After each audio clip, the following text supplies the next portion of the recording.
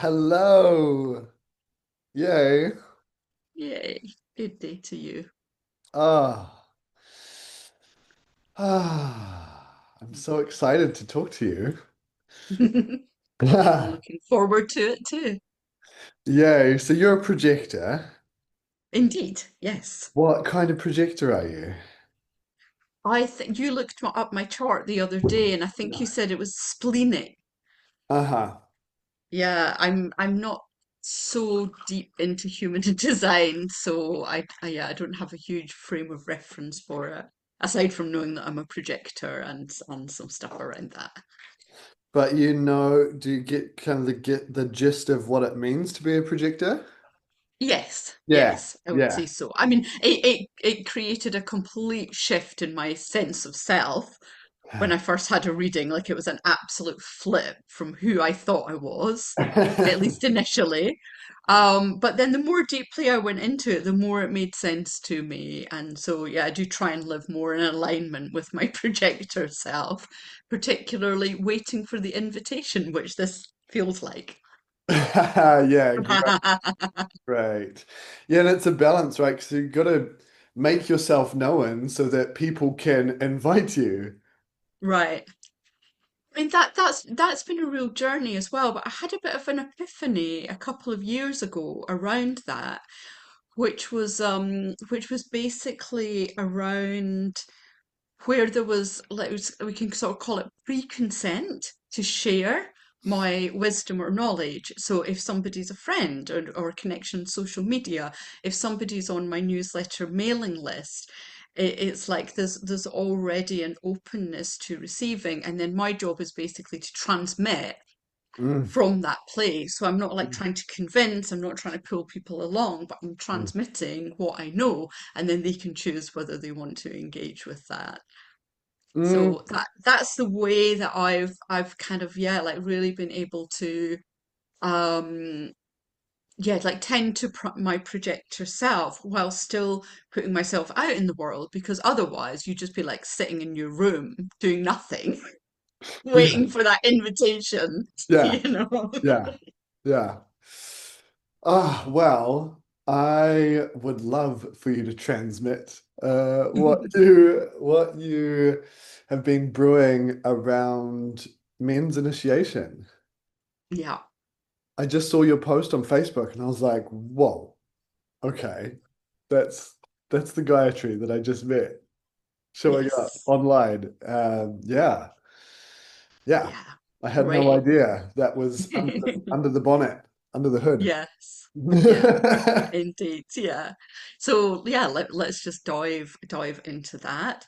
So I've been working with men in the field of sacred sexuality for about 13 years now. And one of the things that I've encountered again and again is actually how little men know about their bodies, about their cocks, about their sexual energy. And so many men are like caught up in the kind of standard mainstream narrative around what male sexuality looks like.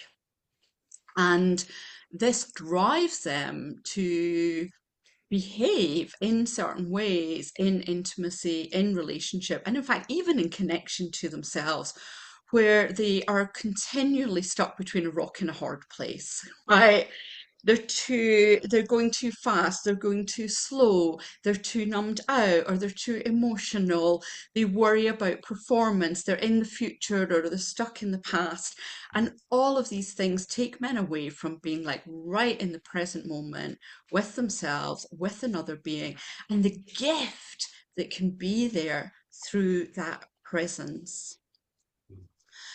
So what I've been feeling really called to do in the last few years is actually to provide men with the initiation. So basically the skills, the structure, the support that they never had before, Mm, so that they can actually come into right relationship with themselves and their sexual energy.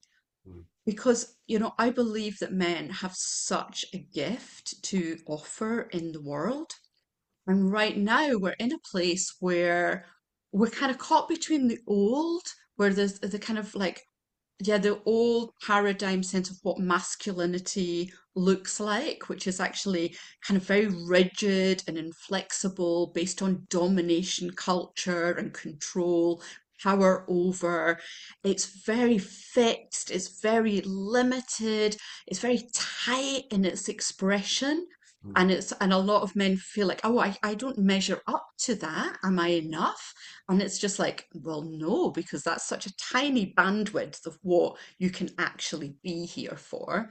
So there's this kind of old version which is falling away, but the new hasn't quite come in yet. And so many men, they kind of swing to the opposite end of the spectrum where they're really getting in touch with their emotions and their hearts, but it's done in a way which then kind of robs them of their masculinity. Uh, So they're suppressing their potency, they're suppressing their power because they don't know how to harness it and wield it with integrity.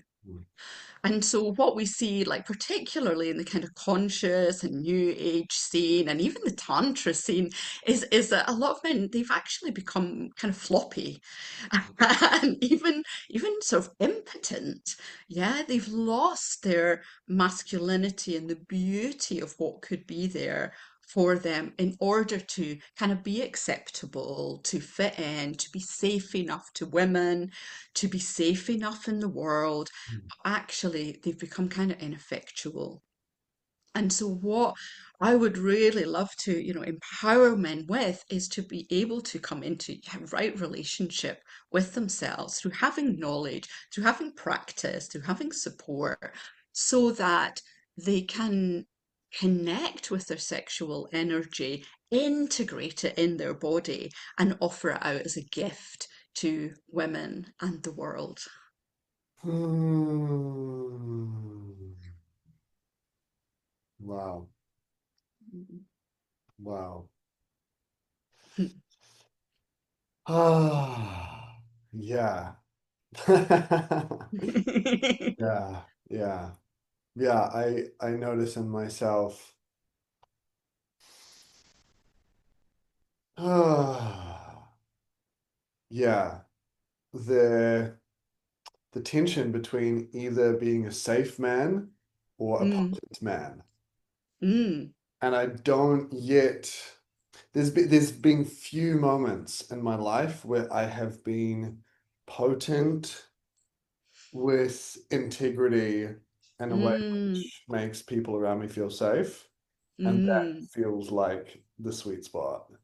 mm. And that's what I am feeling is what you're bringing men into. Is that?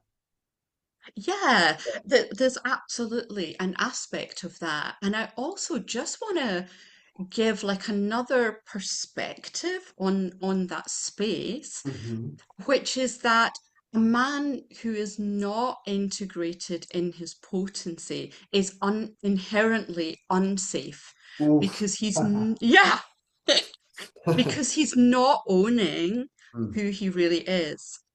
And Oh. so this is why we kind of get this archetype of the nice guy, right? And so many, like I hear so many men going like, I don't know why I'm not appealing to women. I'm a nice guy. Like I'm one of the good guys. And it's like, actually, if you're in an identity of being the nice guy, of being the good guy, of being the safe guy, because you've disowned or suppressed your Mm. sexual energy, that will always be felt on some level by a Ah. woman. And it makes you untrustworthy Mm. because you're coming as a wolf in sheep's clothing, Oh my God. right? Oh And shit. she knows at some Mm. point, she will push your buttons in such a way that the wolf will come out. Mm. And when that wolf comes out, but it's never been seen, it's not integrated, it lashes, Mm. or the man can't own the wolf, so he just completely shuts down, Mm. checks out, ghosts, and disappears, Mm. right? It's Mm. like there's different ways that this can play out. But she knows that unintegrated part, when it gets activated, it's going to cause chaos. right? So this is one of the reasons why often women are not drawn to the guys who are caught up in like a strong identity of being the nice guy, Mm. because there's something unintegrated within them. And actually, Ah. when you can integrate that piece, when you can really, really own it and show up in your full sense, and that showing up like often looks like play as Mm. well, Mm. right? I'm talking about this and it sounds like it's really, really serious, but one of the most beautiful ways that we can be with those energies is through play, through allowing ourselves to like try on all the different aspects of who we are, to explore the different archetypes of our erotic expression, so that we get to meet one another Mm. in those places, that we can feel our fire, that we can feel our tenderness, that we get to expand in all dimensions of the erotic spectrum. And then that's when we like really start having pleasure and potential with one Ah. another. Yes. Wow. Oh, that hits so deep. Yeah, the nice guy. It's it's just not real. It's not honest. Yeah. Like it's, and of course it's a strategy usually that we've developed when we're really young. Like we all do it in different ways. When we're young, it's really important that we belong, that we're within our family unit, that we're within our peer group, that we're within, whatever kind of social structures we meet along the way. And we want to be approved of, we want to be safe, we want to belong. And so just, speaking about men specifically, like a kind of very common model right now for men growing up is that they are met with a very feminized approach Mm. to the world. Mm. And so it's like, don't upset mommy, don't bring your anger, don't bring your wildness, don't do that, naughty thing, because like let's keep everything very calm and gentle and safe, and there's no room for that wildness. So the little boy learns to kind of put a shell around his personality of being good for mommy. Mm. Yeah. And then he carries that on into adolescence and adulthood, where it's like, don't upset the woman. you know. So what we tend to call a people pleaser, Mm. right? There's a particular frequency that men have around this role, where it's like, don't disappoint the woman, don't bring your truth to her, don't show up as yourself because you'll get rejected, you'll get shamed, you'll get pushed away. Don't be vulnerable. Just be nice. Just stay in that really small bandwidth of expression so that you can get by. But of Mm. course, it doesn't work. Mm. It might work for a little bit of time, but it doesn't work once we start really moving into intimacy and closeness and connection. Yeah, yeah, for sure. What I see as you're speaking is, yeah, the mother representing life. Her breast is what the baby sees as life, Yes, survival. So to upset mummy is a very dangerous thing for a yes, baby. And there's a certain breaking away from mummy that needs to happen yeah, when a baby becomes a boy, becomes a man.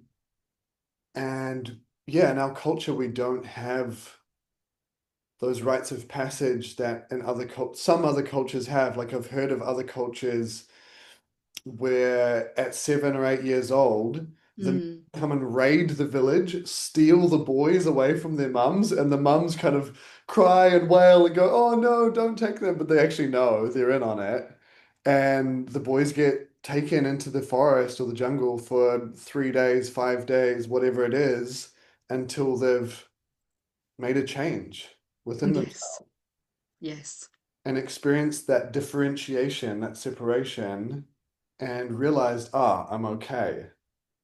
And we don't yes. have that. So, Exactly. exactly. Yeah. And so, yeah, in the culture that we predominantly live in, we think we're incredibly civilized and cultured and all of that stuff. But, there is a part of us that is still deeply connected to, to the shape of the soul, actually, and to a Mm. sense of tribe, to these markers of life and our passage through it. And this is one of the places in contemporary culture where men especially miss out because women have very physiological markers of their progression through life. Mm. So a young woman, she gets her blood, right? She starts menstruating. So even though we tend to like not have very celebratory relationship to this, and for many women it's a bit shameful or confusing and all of that stuff, it's like there's a very clear marker for a woman of now I'm coming into sexual maturity, now I'm becoming an adult. And then later in life, when we come to the menopause, there's a very clear marker of I'm moving out of the mother lover period of my life and now into uh, what I call the enchantress, which then becomes the crone. So we're moving more into a wisdom time of life. So whatever relationship women actually have to these markers, given the kind of fucked upness of our culture, they're there. But Mm. men don't have that. Men just don't have these clear markers. And actually, when we don't have the markers, we create our own rituals. We create our own ways of trying to understand this. But without healthy guidance around how that can look, it often then becomes unhealthy behavior, such as getting really hooked on porn. Yeah, Mm. like for many men, that's a kind of threshold experience the first time they watch porn, but it's then setting them up for a relationship with sex that's based in fantasy, the visual, and something that's kind of deeply removed from the nourishment that's available within our erotic expression. Mm. Mhm. Yeah, I look back on my life and I'm trying to pick out some markers, and there's nothing that was ever given to me from my elders, from my father, from the men, the older men. Like I grew up in church, so we had community. We had a great community, but there Mm. was no ritual, rite of passage. So I basically made my own by Yes. choosing to, yeah, choosing to go traveling by myself. Mm. And but even my first big travel, I had a girlfriend for the entire time. So I feel like that didn't really count. Honestly, like in my body, that was a beautiful time, 2.5 years through France and Europe and Border Van and traveled around, and it was amazing. Yet it wasn't until 24, 25, I went sailing through the Pacific, and then I went on my own journey into Europe by myself. And I met this Mm. Italian woman in a hostel in Italy, and she said, like, tutti i ragazzi devi fare sono cammino. All boys, all men have to make their camino. They have to Right. go on their walk by Yes. themselves to find themselves, to make themselves. And at that time, I was on my walk. And yeah, I was, yeah, by myself. And I would just pitch my tent wherever I would go and hitchhike and jump on trains and whatever it was. But that was my time to, yeah, find myself.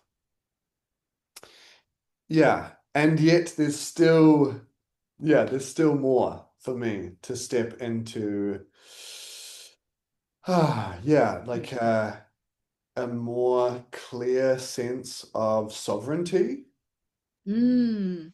Yeah, Yeah. yeah. And this is where, like, especially coming into relationship is like one of the gateways. A relationship with your sexual energy is one of the gateways to that Mm, sovereignty. mm. Because what happens for a lot of men is that they come into relationship with sexual energy through something outside of themselves. So, like a visual stimulation, something that's arousing the expression of Shakti. And actually, before I go any further, I just want to say for anybody who's listening, like, here I particularly speak about men and women in, a heterosexual dynamic because that's my wheelhouse, right? It's like this is what I know, this is what I Yeah. have lived experience of, this is the men that I work with. And so, for anybody who's listening who might not feel identified with that or whose sexual orientation might move differently, I just really invite, like, take what resonates and leave the rest. Mm. Yeah. Or as one of my teachers says, chew the fish, spit out the bones. Right. So, just want to put that into the mix.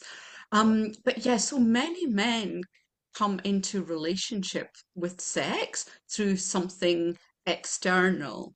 And so part of the invitation in initiation is to start to come into relationship with the force of eros actually within your own body. Because when it's like a pilot light, yeah, there you go, you got Yeah. it. Yeah. Yeah. Yeah. Right? It's just like even that invitation. Oh, wait a minute. It's something inside of me. I can Mm. ignite that pilot light by myself. When I can ignite it from myself, then I get to choose how I use it. I can, amplify that flame. I can let it burn brighter. I can bring it down so that it's just there ticking along in the background. But Mm. I get to hold the charge of this aliveness Mm. within myself. And this becomes empowerment. Mm. Yeah. You get to unhook from the external, which doesn't mean that you don't enjoy it anymore, but you enjoy it from a place of self-sufficiency, of self-resourcing, of choice. Mm. Yeah. Yeah. And this means that you're basically not giving your power away anymore. Mm. Because when a man is like hooked on the external for his sexual aliveness and gratification, it actually leads to resentment. Ooh. Right? Because nobody wants to be hooked or dependent on anyone or anything else. It stifles freedom. Yeah. And Mm. when freedom feels stifled, that stagnates. So we become resentful, we become grudging, and we cannot be in relationship with one another from this place. Mm. Ah. Yeah. Yeah, I really like Mark Gaffney's definitions of eros, and one of them is wholes seeking ever greater wholeness. It's like two wholes Ah, together to seek greater wholeness, but they're whole already. Yeah, that's what yeah, I feel that now, and there's definitely times that I don't feel that, and I'm reaching for that in women, and they can feel it, and it's just gross, really. It's oh, it's do you mean like end goal? yeah, end When goal, when you're yeah, just reaching for them to fulfill my need of yeah, yeah, connection, love, eros, nourishment, like that connection to the feminine, connection to source, connection to life, that like even like my sexuality, for me to be turned on in my sexuality, it's like, I need you. And yes. it's just not fun for anyone, including myself. Right, right.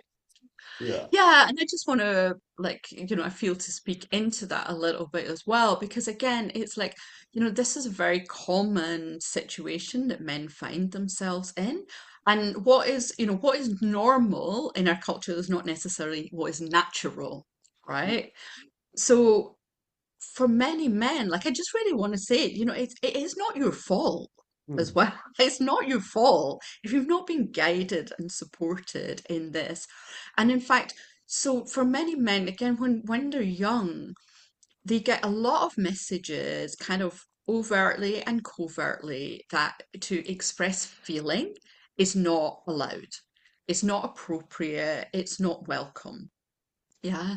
So when a child is little, the only way they can manage their feelings in the body is basically by tensing their body. That's how they control the expression of their emotion. So many men have developed like a habituated tension mm. within their body, where the only expression of aliveness that they are really permitted comes through sex or rage. Huh. Yeah. Yeah. So there's like a whole spectrum of expression Mm. that all human beings have access to. But particularly for boys, when they're not allowed sadness, they're not allowed tears, that it's seen as, boys don't cry, all these messages, which still are getting repeated and repeated. It's like, what do they do with the energy that was there? Oh, well, they shut it down inside themselves. But of course, energy wants to move, Mm. eros wants to move. Mm. And what we see from men is like the aperture of aliveness is very, very small. And it mostly comes through the sex channel once they move into adolescence. So there's a huge amount of pressure put on sex, which then in the heterosexual dynamic becomes a huge amount of pressure being put on women. Ha. Yeah, to meet those needs or to create the opening for the feeling sense to come in. Because, and sex feels good, pleasure feels great. Of course, we seek it. Of course, we long for it. Of course, we want to feel alive. That's what we're built for. But if when we only have one channel, it puts an incredible pressure on it. When we learn to open the channels into different kinds of expressions, we get to find other outlets for our aliveness and we get to just, yeah, dance on a wider spectrum of life. Yeah. Yeah. Yeah. That makes a lot of sense. I see a lot of men who are very rigid, Yeah, not like I've been doing ecstatic dance for like the last 7 or 8 years, or however, some form of movement and dance, and I feel very fluid yeah, in my body. But I see a lot of men who are, yeah, just tight, and that resonates as true what you're saying about it's either rage or sex yeah. as the two kind of outlets, and everything else is contained. Yeah, absolutely. And there's a Absolutely. like I see on the other side of that, there's a strength in that with these men who are able to contain. There's definitely positives with that ability, but it's like gone so far in some bodies that it's just turned into constriction, shutdown. Right. Yeah. And because there's a big difference between containment, which is holding the energy of aliveness that's there, and control, which is effectively shutting it down. Yeah. So what we see in a lot of male bodies where there's rigidity is control. Yeah. And this blocks life. Yeah. Yeah, yeah. And like dance, again, that is such an incredible gateway for men to start moving their bodies and to start releasing some of that rigidity. Mm, And one of the main reasons that men don't do it is because they're so chronically self-conscious, mm, right?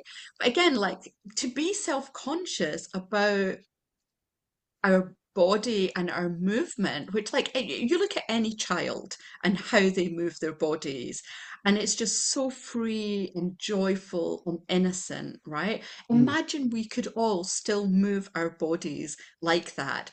It's like it's not normal to be rigid. It's a learned behavior. mm. And Yeah. so like ultimately all of this stuff is pointing us towards liberation. Right. So people often think, oh, Tantra is all about doing sexy things and feeling good. It's like that is such bullshit. It's like this is a path to liberation. And so it requires us to take an honest look at like where am I actually blocking myself? Where am I blocking life from moving through me? And am I committed to liberating myself not only for my own personal good, but in fact for the good of awakening consciousness on the planet. Yeah, yeah, totally. Yeah, and something I want to bring in is the benefit that I've received from psychedelic journeys. In Mm, times where, because as you say, yeah, I mean, men and women, a lot of us are self-conscious about how we move. I guess especially men, you see men rocking up to their first ecstatic dance and they're like, whoa, like probably stand in the corner for the first two or three times. So for me, going on a solo journey, like taking mm, a tab of acid or some magic mushrooms, going into the bush, into the forest for just giving myself like 5 hours, going for a bush mm, walk. And then at a certain point, I'll often just like stop in a place in the sun and just get naked and just move and sound and just, mm. yeah, release, express, loosen up and come into my body. Yeah, And that's yeah. it's such medicine. And then I come back. It's like my little solo journeys. And then I come back, and then the people around me, I'm not reaching for sex and woman, or yeah, I feel like ready, like Yeah. good within myself. So I guess my question is, what what do you do with men? What's your process? What is the journey? Mm, beautiful, thank you. So on initiation, we journey through the seven energy centers known as the chakras. Mm, And there are in fact many different chakra systems and energy systems, but I work with the seven chakra system, and that we don't even need to be esoteric about that. But what we're inviting through that journey is moving away from a sense of sex and sexual energy just being located in the genitals into all the different dimensions that are available to us in the realm of form and the formless. So ooh, we're merging matter with mystery and through the alchemy of the heart. And so what I find, and it's like this is giving us a roadmap to expand beyond the limited sense of self into a potential of how you can be and how you can move with your sexual energy. And it actually requires dedication and practice. So, one of the biggest myths about sexuality is just that it's natural. Like everybody should know how to do it. mm, And of course, there is a degree where this is absolutely true. Sex is natural. But if we only know biologically based sex, it in fact doesn't leave a lot of space for pleasure and it doesn't take us towards transcendence. It whoa. doesn't take us towards the highest potential of ecstasy, joy, connection, expansion, not only with ourselves or a partner, but actually with all that is. Oh. Mm, You know, in this way, we're touching something that's very similar to a psychedelic experience, without taking the drugs, yeah. essentially, or without communing with the plants. But it's like once we start activating those and kind of opening up those possibilities within our bodies and our mind, we're accessing altered states of consciousness, yeah, that are already available to us. We simply need to find our way there. And for many men, a big part of that is learning to release the chronic tension that they're holding into their bodies. So they start to awaken to the impulses of life and eros as it is already moving through them. Mm. Yeah. So it's already here. It's already happening. But mostly we are just not available to it because we're so stuck in the kind of patterns of tension and control. Yeah. But once we learn to let these fall away and start coming into a more loving relationship with ourselves, our bodies, our feelings, our emotional range, and opening to the possibility that we can access other states of consciousness through this, then everything starts joining up. And this is what I call full spectrum sexuality. So this is what I love, like awakening men into the potential of. Wow. Oh, Mhm. yes. Yes, yes, yes. I'm so uh I'm so thankful that you exist and that you're doing this. Um Thank you. So many men say that to me. and it's so curious that you're a woman in a female body leading men into initiation into their sexuality. This is like mind blowing, but it also feels so natural. Right, right. Yeah, and yeah, I'm also curious about yeah, I'd love to hear about your journey into menopause and these different stages for women where you're at now. And I'm also curious about, yeah, potentially like the role of and I'm not saying that you're doing this, but like the role of older women engaging sexually with younger men. Like I remember when I was like 15, super horny. And there was Yeah, this woman who was like my parents' friend, and she was like 35 and she was beautiful, and I was just really attracted to her. And I was just longing to like have sex with her basically, but get a transmission. And it's yeah, just so taboo. So right, yeah, right. is there a place for that? Like what, how do you see that as well? Yeah, I mean it's such a potent question, right? And I just like really if again for anybody listening, I just really invite you to notice how it feels in your body, where it might be really waking something up, like, oh my God, yes, I've really longed for that, or you might feel like a deep ick, Yeah. right?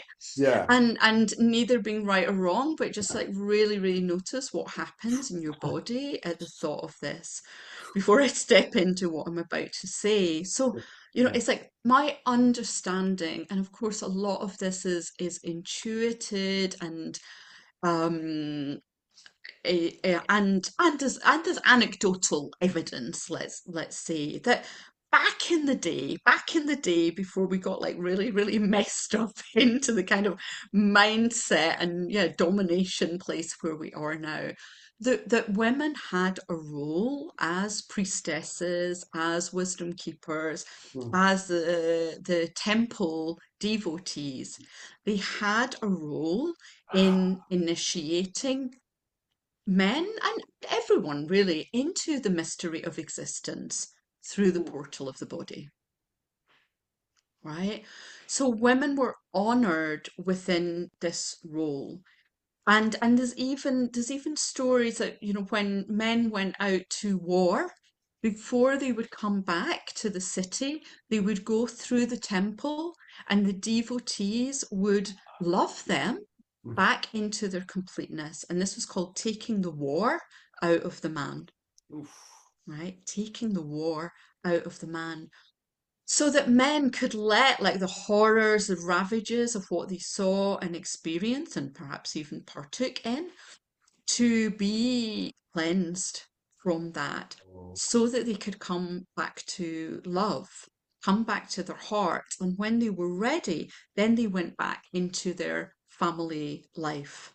Yeah. So they weren't carrying those horrors as effectively what we would now call trauma, into the everyday life, right? So we are missing all of this stuff.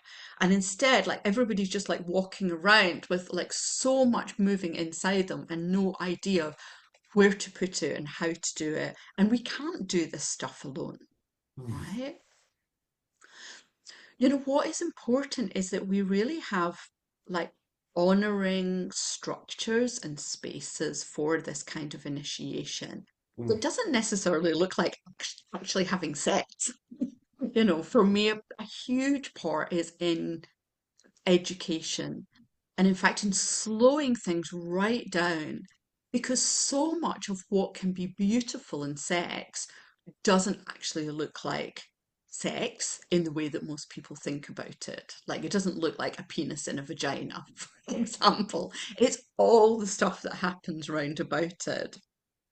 I know, and personally, I'm celibate, and that's been a real journey for me. That I feel like I'm married to God, actually, and married to my work, and that's where I put my energy. But it's also the space that I hold, and thank you for that acknowledgement. It's also the space that I'm holding in the sessions. So one of the gifts of that is that I'm able to really, really step back, slow things down, and guide men into the experience of eros and intimacy that they never had. And Ah. so, for example, like one of the practices that I have is a really simple practice about just touching the hands with curiosity, without agenda, to be an explorer through touch. And invariably, men say to me, like literally with tears in their eyes, they say, that was the most intimate experience of my entire life. And the only thing we were doing was touching the hands. And it's like, yes, like that is what is available to us when we actually get out of the script about where we're trying to get to and Mm, drop into the present moment. mm, Mm. And so to come back then to your question about menopause, because that kind of really beautifully segues into that. It's like, you know, when we're younger, it's just really important to acknowledge how much we are driven by our hormones. It's like we like to think that we're like really mature and in control of ourselves and in charge, but life wants to beget life, and that energy is strong. And in fact, it clouds our capacity to really be in true choice about what we're doing, who we're doing it with, and how we're doing it. Right? There is a drive there that is immense for everybody. Yeah, it's moving through us. And so, you know, one of the gifts of menopause is that there becomes an inevitable cooling of our sexual energy.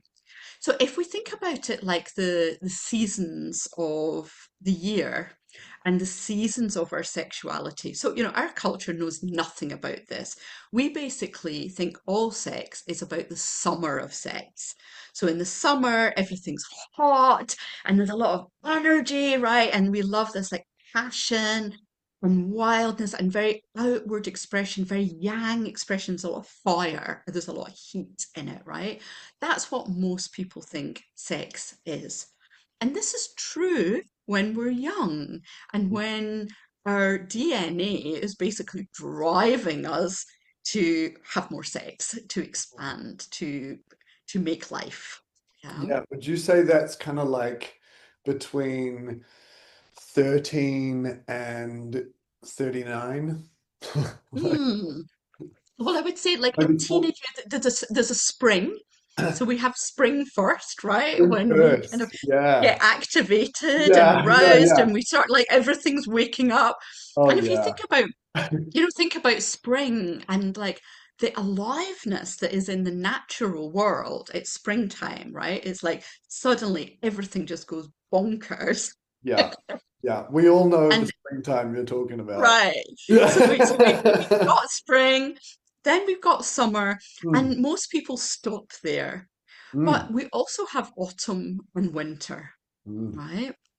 And so I would say, yeah, that 39 is a good end point of summer. I would say like when we move to 40, 42 into that period, our hormones actually start to shift for mm, all beings. There's a mm, shift in the hormones.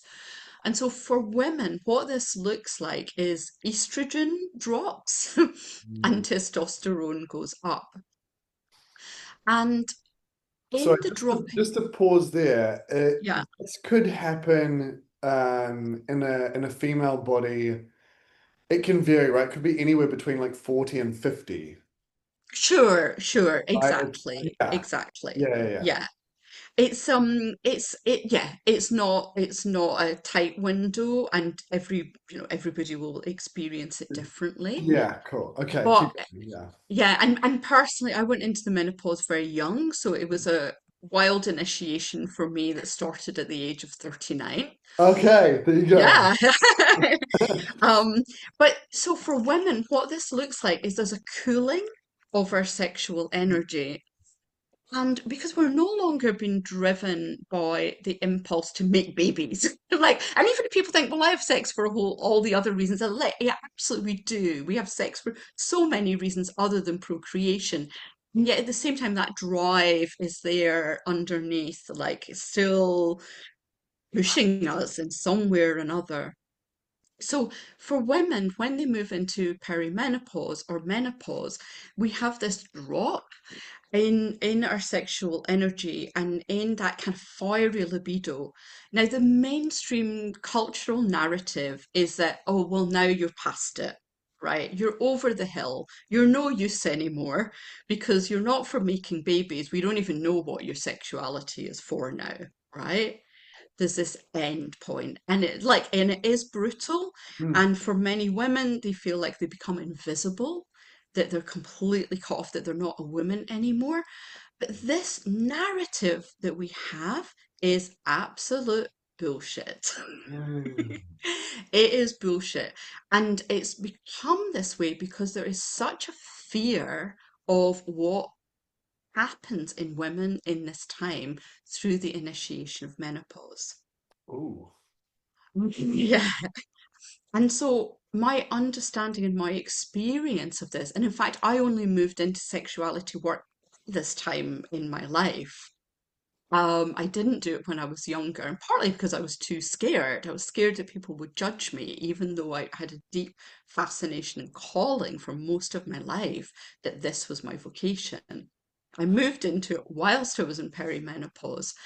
And what I discovered in that time was that the shift in the way my body was experiencing erotic energy was that I was moving into a space that really required reverence.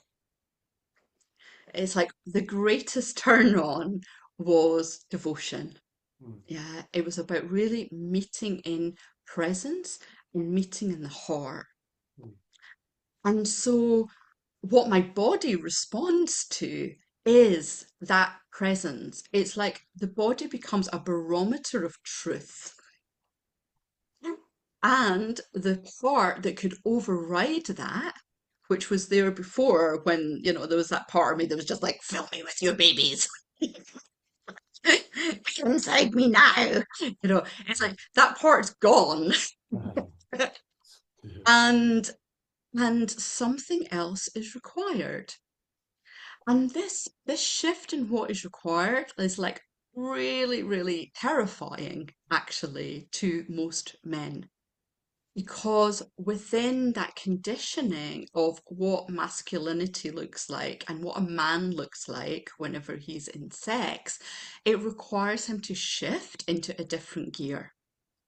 Okay.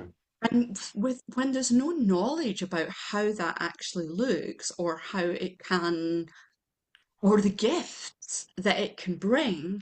Instead, there's just a lot of confusion, disappointment. I mean, it actually was the thing or one of the major factors in the end of my last significant relationship, because at that time, neither of us had the skills and the knowledge to be able to navigate the change that was happening. Mm. Yeah.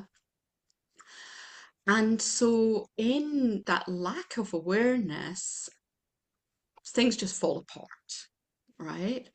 But there is an invitation within it. There's an opportunity for men and women to shift from a biologically driven dimension of sexuality. And you can meet this before menopause and before your 40s and everything as well, if you choose to.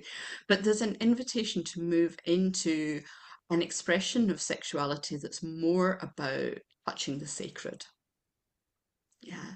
There is a maturation of our sexuality that is moving towards sexuality being a connection with spirit, with Mm, life, with all that is, mm. rather than being focused on bringing children into the world.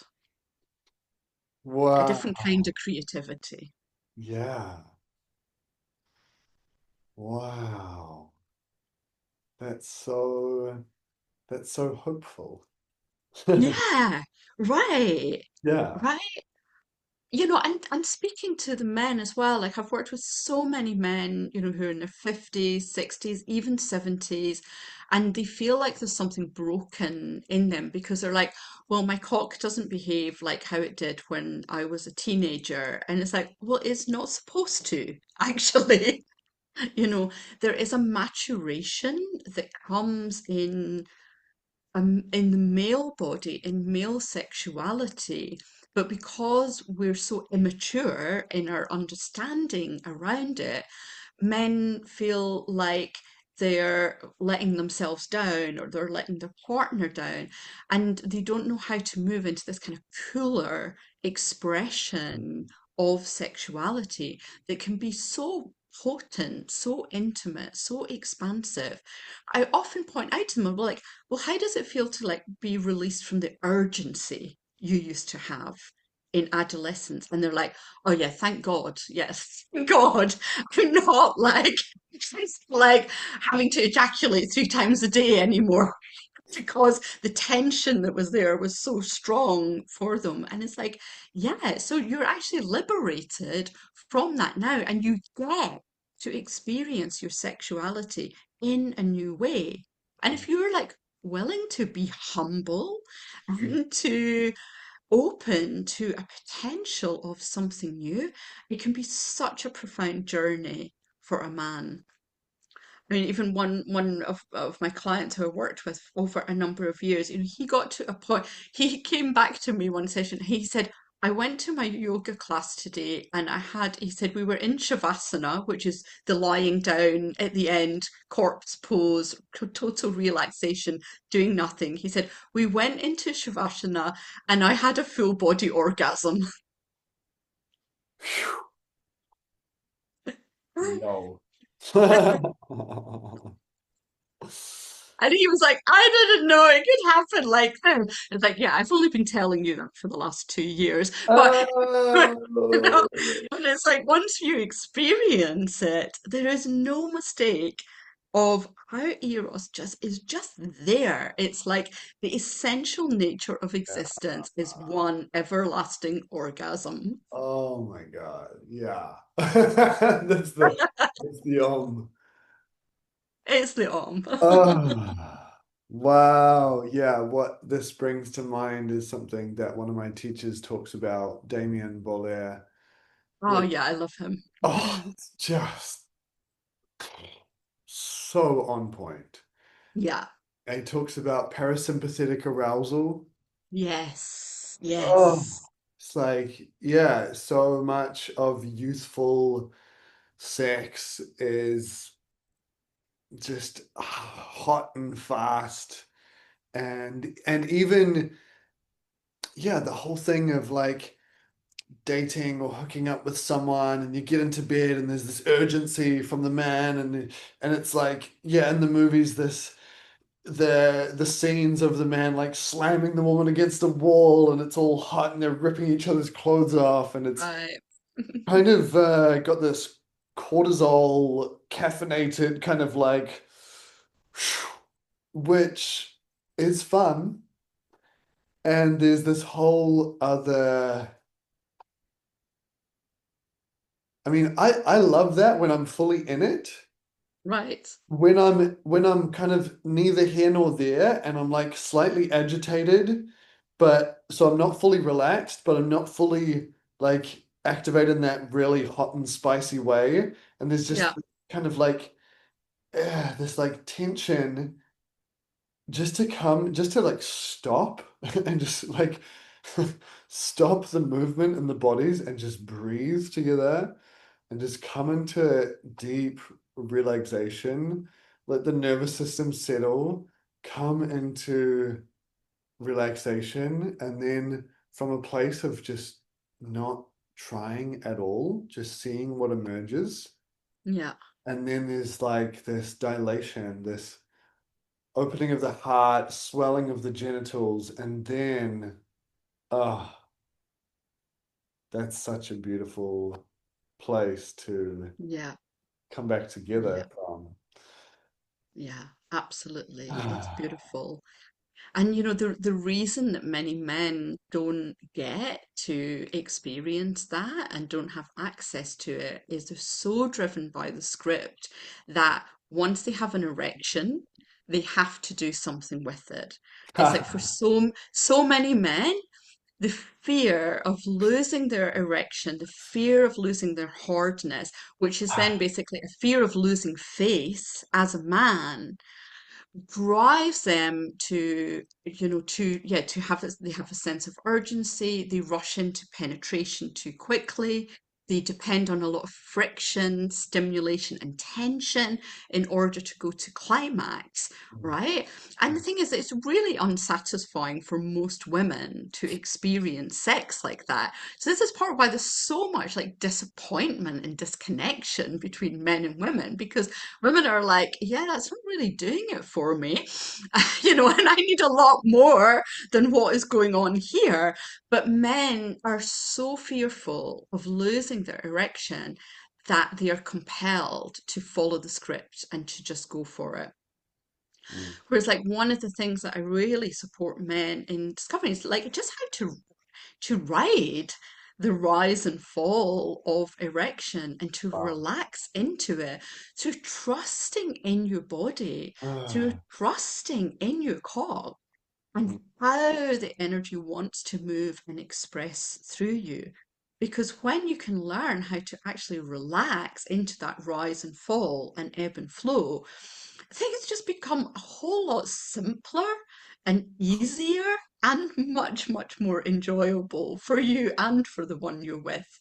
But it takes a real head shift, and it takes like a real like dropping into to presence and to being like confident enough in yourself to be with that and to potentially hold the disappointment of a woman who's also been inculcated in the idea that this is what sex looks like, this is how we do it, and then doesn't get caught up with her own story of, is it because I'm not attractive enough? Is it because you don't desire me enough?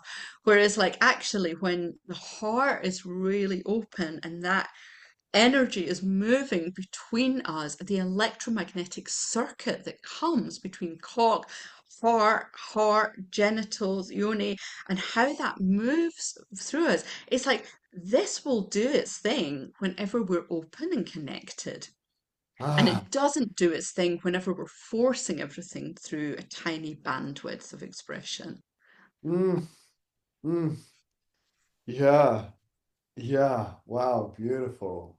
Yeah, and it's like the heart is like like a spiraling, blossoming, open rose, and so is a yoni. Yeah, They're only ready when they're ready. And yeah, yeah, a cock which is attuned can feel that and gets hard at the right moment. yeah, So for exactly. me, if there's times when I lose my erection, it's like, okay, so what's going on between us?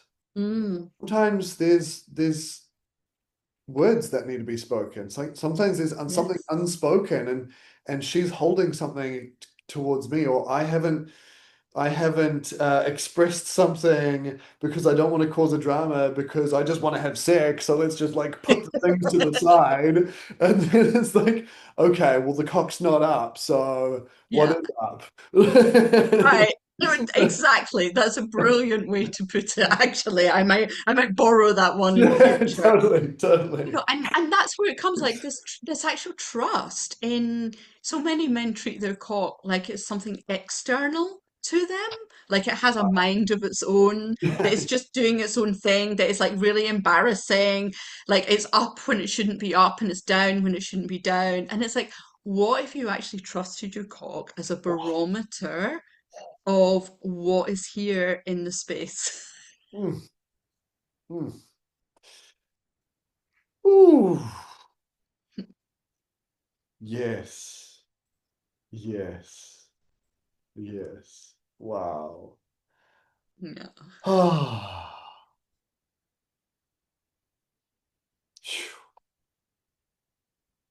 wow. Ah, Mm. ah, yeah, yeah. I feel it's interesting in my body throughout this conversation. When I feel my when I feel openness in my sexuality, I actually feel my crown open. Mm. When everything's flowing, like, oh yeah, there's definitely times where energy is just concentrated in my cock and I'm like, but yeah, just as we're speaking, I feel when there's more aliveness in my sex, there's more openness in my crown, Yes. and I feel like I can be myself more connected with the universe. I can transmit more. Yeah, wow, it's so potent. Yeah. Yeah. It is. It's so beautiful. And you know, I got an incredible download on this once in a ayahuasca ceremony where like the mother she showed me that our our sexual energy was like a generator inside us. So she was showing like in its rightful place, this generator really like takes the potent energy from the earth, from life, and it moves it up through the heart. And Oof. when the heart opens, then grace can descend down. Whoa. Right. So Uh, it's like yeah, it's like we've got this capacity within us. We've got this incredible technology within our own systems, and it requires sex, heart, and spirit to be like united. And wow. when we do that, then it's like then we realize like just how magnificent and powerful we are, but magnificent and powerful and in service to life. Yeah, guided, connected, part of it all, one with it all. Mm, wow.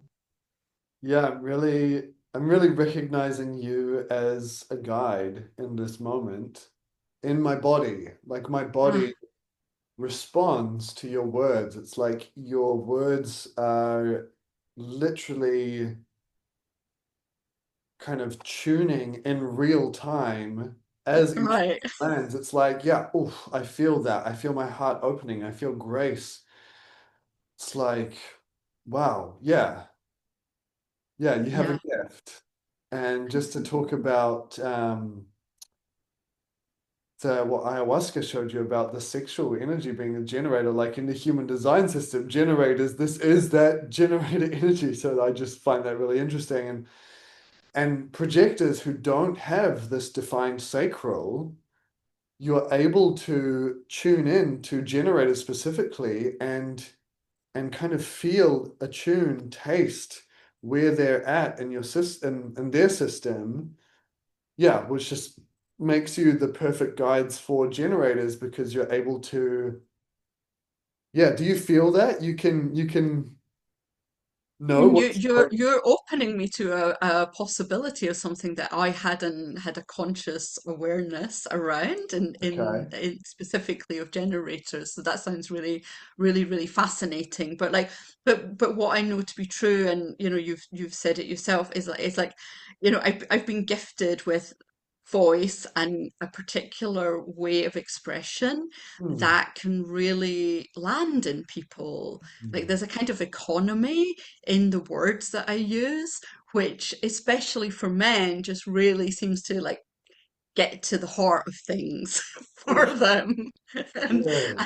and then it awakens like the remembering inside them of who you already are, Wow. right? I'm not adding anything on, I'm just offering that reminder and the waking up of what is already within.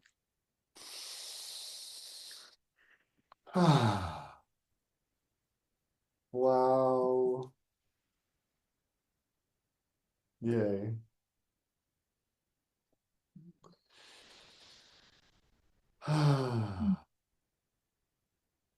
Mhm.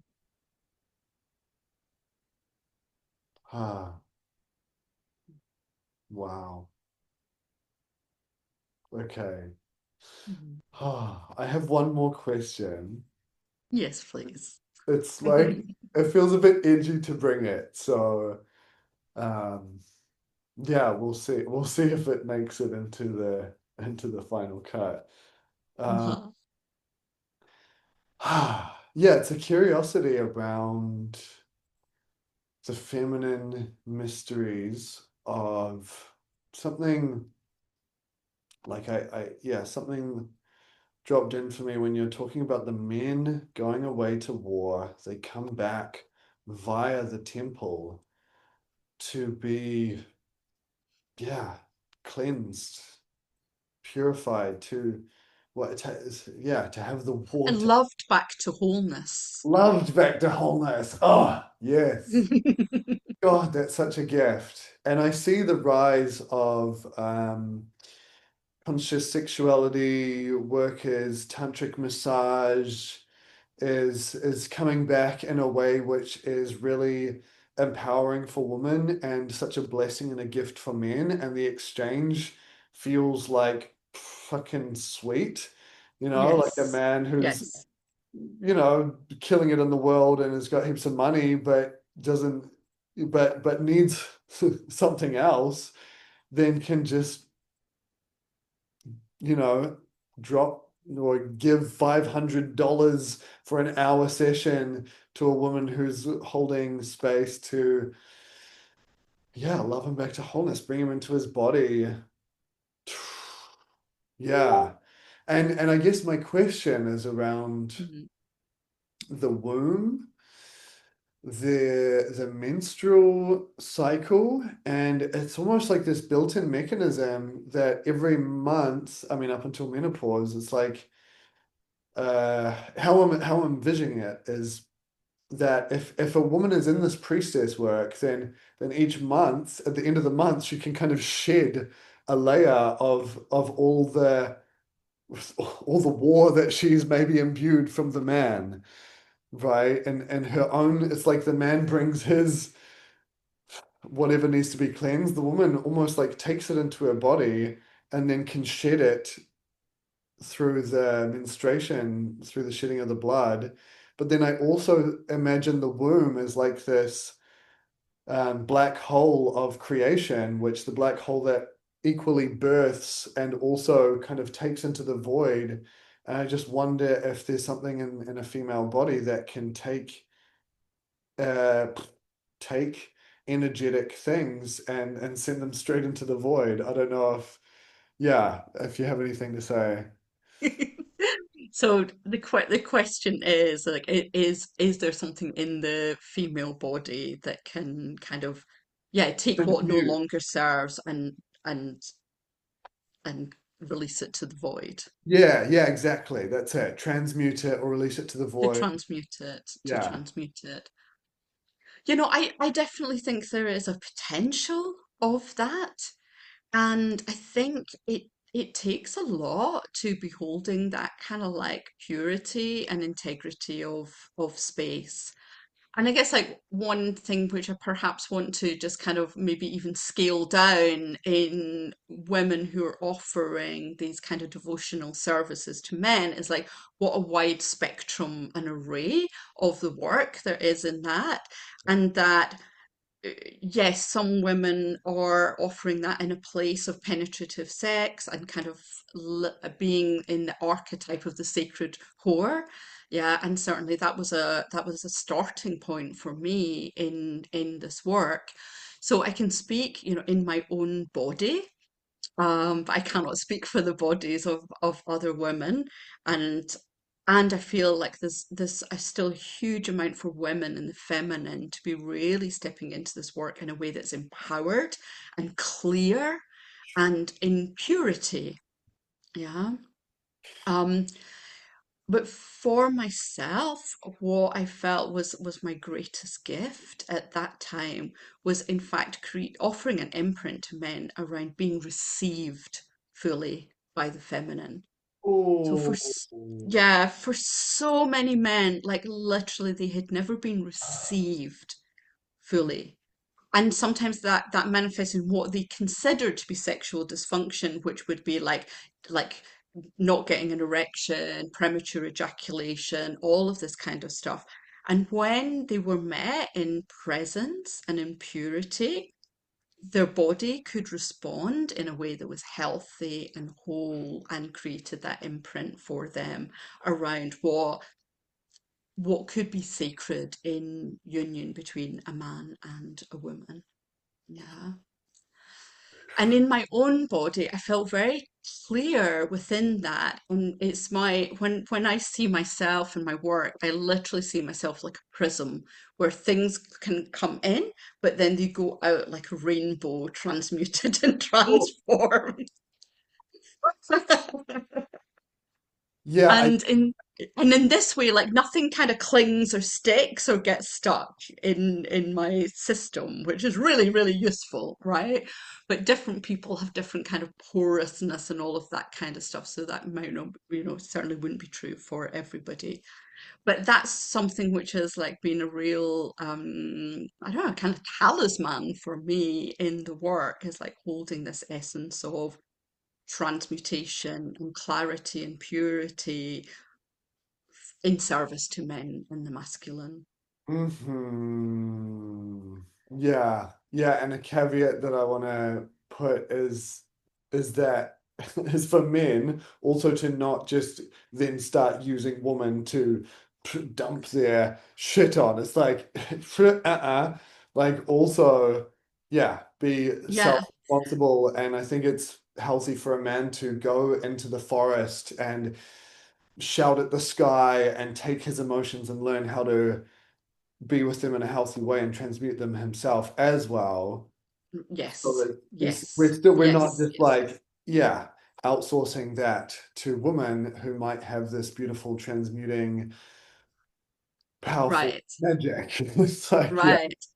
And the thing is that that does happen yeah. quite a lot, actually, I think, like on an unconscious level, Mm, because so many men actually approach sex through tension.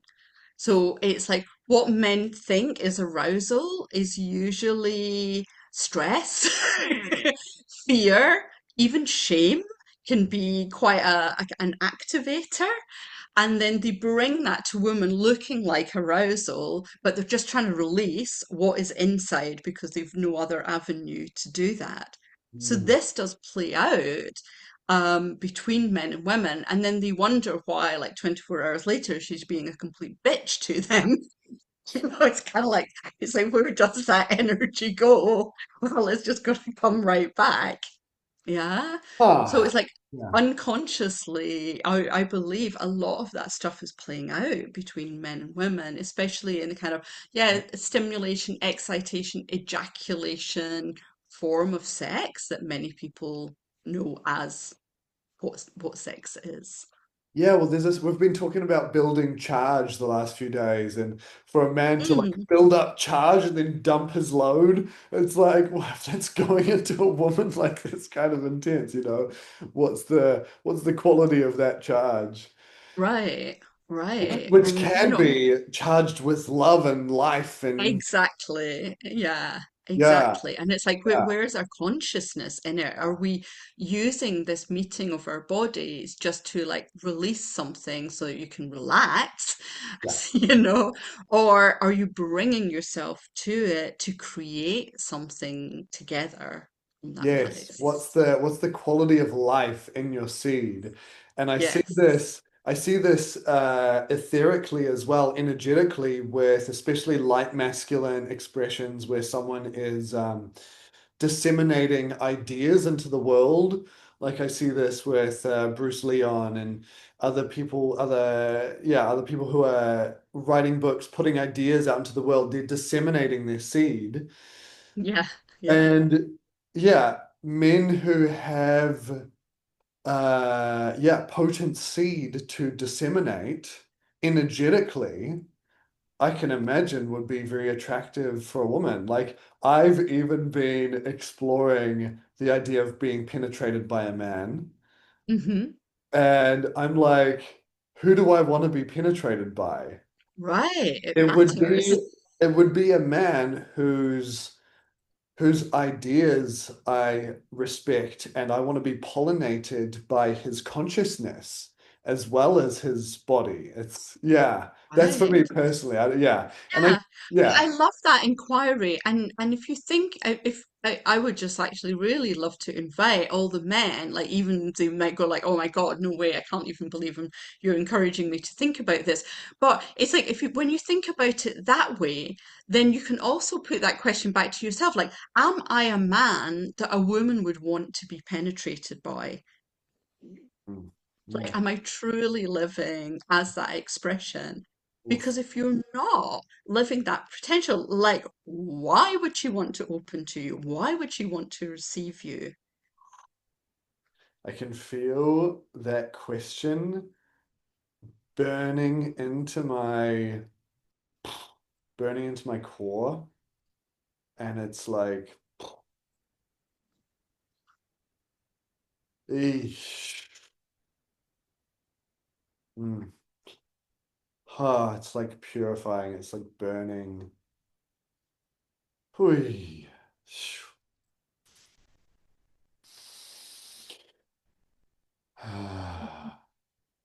Oh, it's nothing like a good question. Ui. Yeah. Wow. Wow.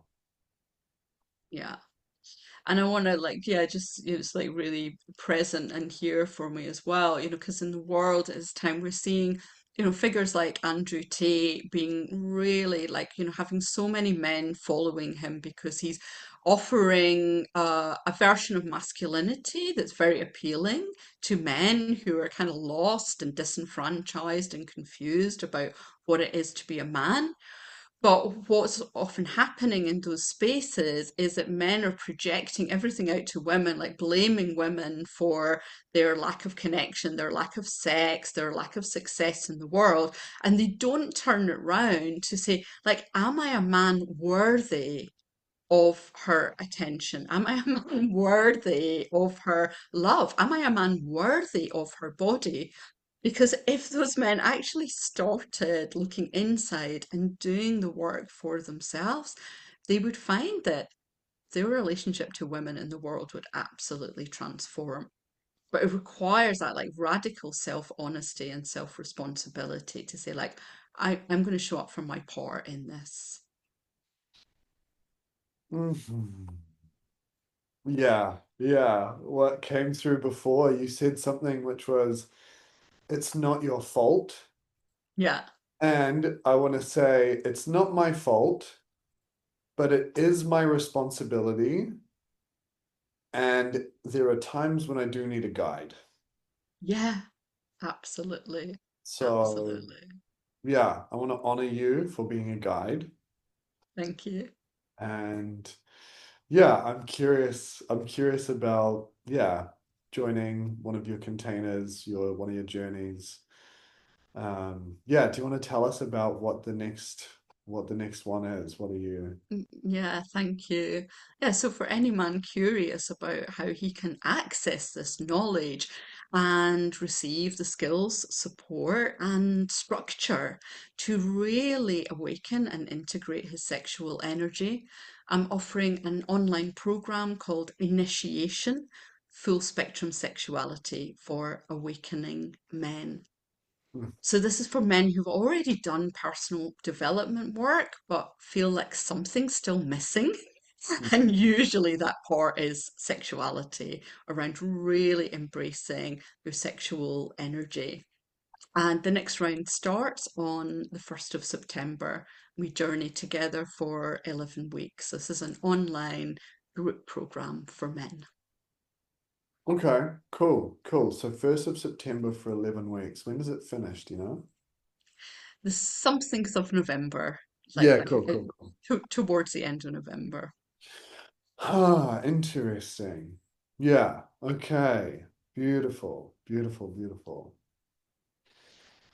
Ah, cool. And how can people find you? What's your Ah, yeah, thank you. So, yeah? best place and easiest place is just to go to my website, which is gayatribeegan.com. I don't How know do you how spell this is that? going to go out. So, Gayatri is Gayatri,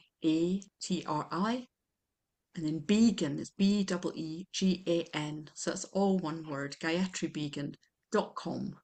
And you'll find initiation from the homepage there. Nice. And do you post stuff on Facebook as well? Like, is it helpful for people to follow you or what are you? Yeah, absolutely. So I'm more of most of a Facebook person than any other channel. It's also under my name, Gayatri Beegan. Yeah, and I regularly post my thoughts on life, love, and erotic liberation via Facebook. Mm, cool. Yay. Yeah, I love your writing on Facebook. Thank you. Yeah, yeah, it stirred something in me. Um, yeah, yeah, Amazing. Thank you, Arthur. yeah. Yay, thank you. And so I guess the last thing that I want to end on is just this piece about or around a man being fully received by a woman. Mm, And in one of my relationships, in particular, yeah, like I feel like I've been blessed to be received by many women in, yeah, in beautiful, loving ways. And there's one woman in particular who, when we would make love, it would be like there was so little interference. There was so, like, the channels were so open that it felt like, yeah, because often when I ejaculate, I feel depleted energetically mm, and in my body mm, for mm, a day or two or three afterwards sometimes. mm, And with her, she had a Marina contraception in. So she allowed me to seed into her yoni. And yeah, I would ejaculate in this, and it just always felt like, yeah, she would orgasm at the same time. And it was just this beautiful, perfect timing, perfect flow. And I felt her pouring that energy through her heart into my mm. heart. And it just Yes. circulated so seamlessly, beautifully that I would feel energized and recharged after sex. Yes. And I would Yes. get up and be like, cool, right, what are we doing now? Like, Yes. yeah. Yes. So there's something Absolutely. about being, yeah, and I felt like it was both. Like she fully received me. She was just a full yes to me in my wholeness. Yes. And then Yes. she poured that back, or her love, or my seed infused with her love back into my heart. So I don't know if you have anything to say about that. Yeah, I mean, there's a few things, yeah, there's a few things that I can bring to that. And I think what's really valuable for so many men to just hold an awareness of is actually how much the current way that we think about sex and the body and eros and intimacy is like really limiting the potential that women have to bring themselves in that state of receptivity and openness. So it's like, and this stuff runs deep. I'm talking about the objectifying ways that women are seen. I'm talking about the pressure that women have to, have a particular form of body, to look a particular way, to, kind of meet the idea of what attractiveness is, about what beauty is, which is becoming increasingly disconnected from anything that's like natural, right? So there's like all of this stuff going on inside a woman around, am I good enough? Do I measure up? And which inhibits her capacity to be present in sex. as well as the guardedness that so many women hold around men. Like literally the fear that is living in their body around meeting a male body. And I'm not saying that this is right in any way. Like it's horrific when you think about it that we've got to such a state where we are afraid of one another's bodies, but because of so much harm that has been done to the female body, whether it's in this lifetime or past, it's like it is living in our collective body, right? So when a woman shows up in the vulnerability that a sexual encounter brings, inevitably, like even if whether we're having a one night hookup or we're meeting our partner, it's like all of this stuff is there in the mix, and it's all getting in the way of us actually being able to like really, really open in our hearts. So, and then we're also in this kind of cultural place where it's very easy to go, well, now I need you to do something so that I can have this, right? Like you go first, you go first. And we all have our part to play Yeah. in that. Like we've all got our own piece to look at, to become empowered in the dynamic, and then how we can meet one another in that place. Mm. But certainly it's also been my experience that when we're meeting in a place where there's a true openness, not just in the genitals, but also in our heart space, we create a circuit between us, which is nourishing and enlivening and life generating, life enhancing. It's like we were made for that. you know? We were made for that. And it's in fact when we're approaching sex through tension and limitation that we miss the potential that is available to us all. Mhm. Yeah, yeah, yeah. And what I sense is that you are inviting and encouraging men to take that first step themselves and be in their responsibility for their part and to yeah and to Yeah, lead. It's like you're saying we both expect the other to do the first move, and it's like, okay, well, yeah, you're empowering men to take their first move, and then there's exactly. probably other people empowering women to do their part, and together, That's it. And then we get to meet one another. Then we yeah, get to rise together. yes. Oh. Oh, exactly. Together we rise. Yes. Wow, great. Great, great, great. Thank you very much. Mm, What a pleasure. And yeah, I'm yeah. looking forward to having another conversation sometime. Amazing. I would love that. It's been so enlivening and expansive for me too. So thank you for meeting me here in this Mm, moment. cool. And I'm going to tune in to the 1st of September and have another look at your offering. And yeah, for me, with emotional authority, it takes time to feel what's a yes.